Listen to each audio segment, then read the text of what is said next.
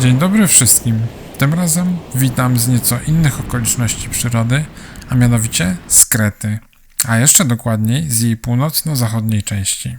To, że ta wyspa to piękne krajobrazy, piękne morze i wyrastające z morza góry, to chyba nikogo nie trzeba za bardzo przekonywać.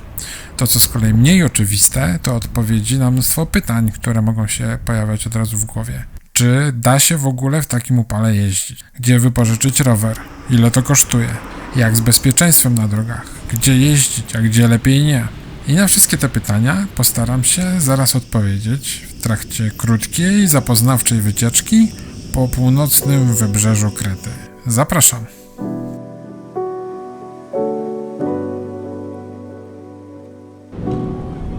Na pierwszy raz dobrze jest wybrać jakąś krótką, spokojną, można nawet powiedzieć leniwą trasę, tak żeby oswoić się z rowerem, drogą, otoczeniem.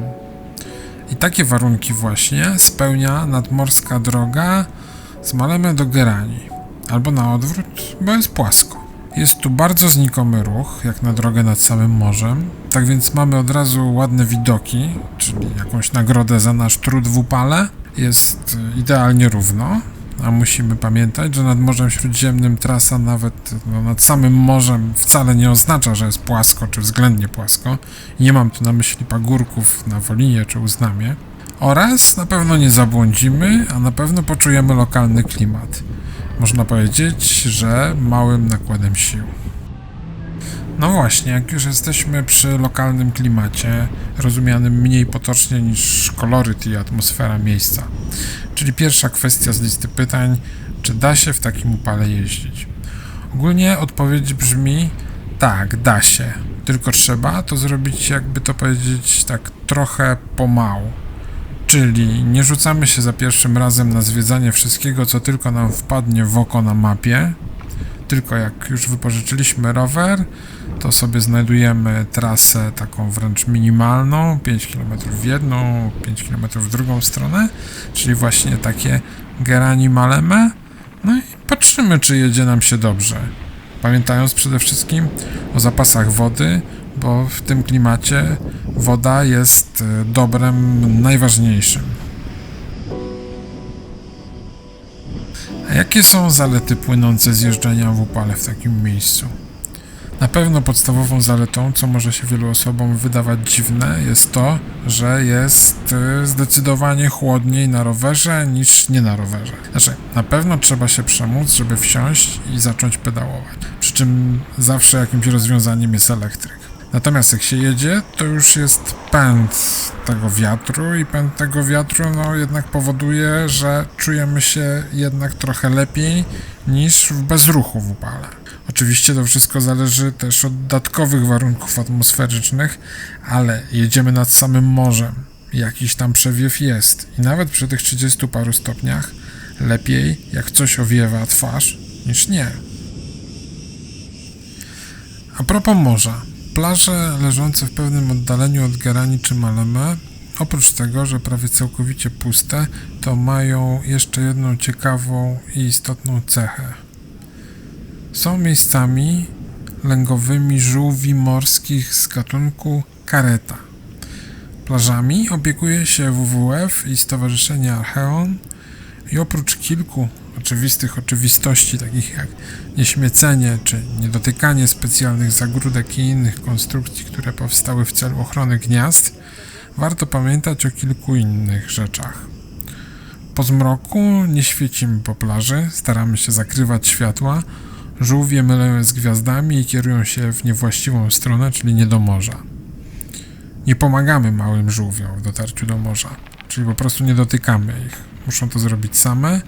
Niestety, czy nam się to podoba, czy nie, tak działa selekcja naturalna.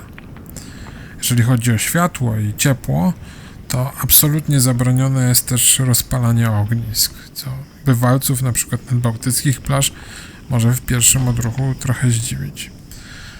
Zobaczycie żółwia, to po prostu zróbcie z dystansu fotkę. Na pewno będzie to piękne wspomnienie, uwiecznione na lata. Wracając na chwilę do kwestii elektryka, bo być może cena jest decydująca przy wyborze roweru. Nie są to jakieś kosmiczne różnice.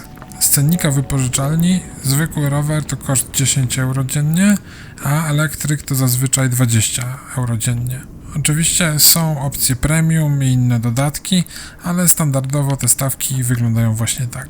Warto też pamiętać, że przy wypożyczeniu na więcej dni można liczyć na zniżki. Może nie od razu będziecie chcieli wypożyczać rowery na 2 tygodnie, ale warto pamiętać o rabatach, na przykład gdy zechcecie się przesiąść ze zwykłego roweru na elektryczny.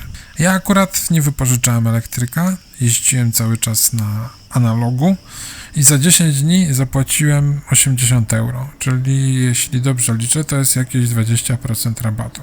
Myślę, że przy kilkudniowym wynajmie elektryka te 20% też będziecie mogli utargować, albo wypożyczalnia sama wam to zaproponuje. Myślę, że wyjdzie to w praniu w trakcie sympatycznej rozmowy w południowych klimatach. Wypożyczałem rower w Platanias. Odbiłem się od jednej wypożyczalni, z usług której kiedyś korzystałem, była zamknięta.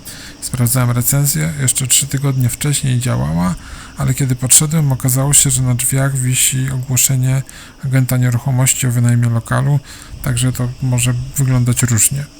Przeszedłem więc kilkaset metrów dalej i trafiłem na inną wypożyczalnię. Tam mieli zarówno analogi, jak i elektryki, można było nawet powybierać, także myślę, że jeśli chodzi o Platanias, to na pewno coś znajdziecie dla siebie. Pineskę do wypożyczalni z usług, której korzystałem, wrzucam oczywiście w opisie filmu. Ja wziąłem rower, który widzieliście w intro i towarzyszył mi bez problemów przez 10 dni. Wyglądał trochę na zużyty, na pewno przydałoby mu się trochę smarowania w tych piaszczystych warunkach, ale technicznie wszystko działało bez zarzutu. Hamulce tarczowo-mechaniczne bez problemu, przerzutki gładko chodziły, wszystko funkcjonowało, nienagannie również na trasach dużo trudniejszych niż ta dzisiejsza. No właśnie, trudniejsze trasy, drogi i w ogóle wszystkie inne kwestie związane z tym, gdzie jeździć, a gdzie nie. Mówiąc w dużym uproszczeniu, ze wschodu na zachód Krety przebiega jedna droga ekspresowa, na której koncentruje się główny ruch tranzytowy. Na pewno nie należy tam jeździć na rowerze. Ale to również ważna informacja dla rowerzystów, bo cały cięższy, uciążliwy ruch, taki bardziej międzymiastowy, jest skanalizowany właśnie na tej drodze. Z kolei mniej więcej równolegle do autostrady biegnie droga łącząca nadmorskie miejscowości na północy Krety. I to jest taka trasa, powiedziałbym, o parametrach między polską drogą wojewódzką, a taką wypasioną powiatową. Po drodze mija wiele miejscowości, jedne bardziej zatłoczone, inne mniej, więc ruch tam wtedy jest naturalnie spowolniony. Generalnie, im bliżej Hani, tym gęściej, a im dalej, tym luźniej. Inaczej to wygląda pod Kolimbari, a inaczej w samym Platanias. Wszystko zobaczycie w najbliższych filmach. To, co widzicie na dzisiejszym filmie, to lokalna droga i ruch na 90% lokalnych dróg tak właśnie wygląda. A to nie jest po sezonie, to środek lata, sierpień 2024. Ruch może być trochę większy na przykład wieczorem, jak słońce nie praży, ale w środku dnia najczęściej, jak widać, jest sporo luzu.